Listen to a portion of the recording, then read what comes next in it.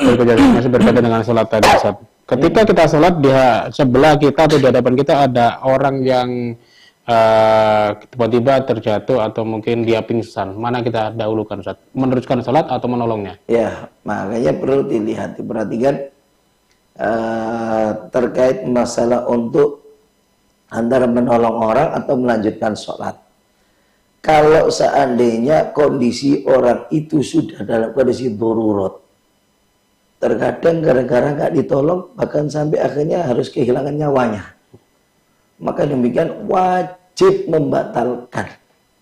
Ya, jangankan untuk yang sholat sunnah, yang sholat wajib pun itu bisa bagi kita untuk membatalkan untuk perlunya menyelamatkan daripada orang tersebut.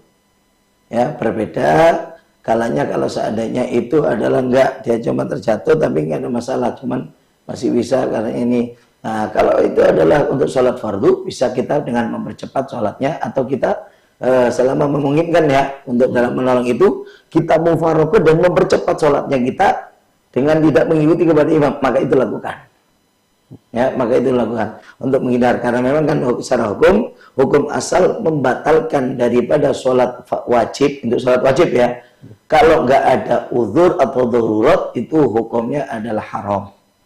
Ya, beda kalau dalam keadaan darurat. Nah, ini makanya kan dilihat dulu kalau masih memungkinkan untuk kita, karena ini sudah di rakaat terakhir.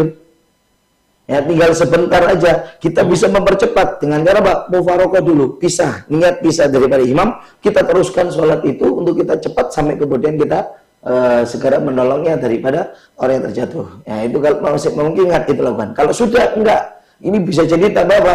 Rentan untuk malah kehilangan nyawa kalau enggak kita segera menolongnya. Maka bagaimana? Harus kita tolong orang tersebut. Ya, harus kita dengan nanti kita bisa mengulangi daripada sholat kita. Apalagi kalau dalam sholat sunnah. Ya, kadang-kadang sholat sunnah di tengah sholat taraweh orang jatuh seperti ini, dibiarkan kita melanjutkan sholat, bisa haram kita melanjutkan sholat. Ya, di tengah sholat id, misalkan, ya kadang-kadang mengetahui di pinggir kita ada yang seperti itu, kita biarkan.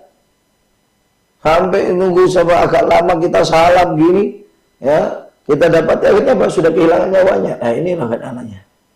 Ya, jadi kita harus paham kalau sudah dalam kondisi darurat, maka bagaimana kita boleh untuk menyelamatkan nyawa seseorang itu bisa kita lebih utamakan. Nah.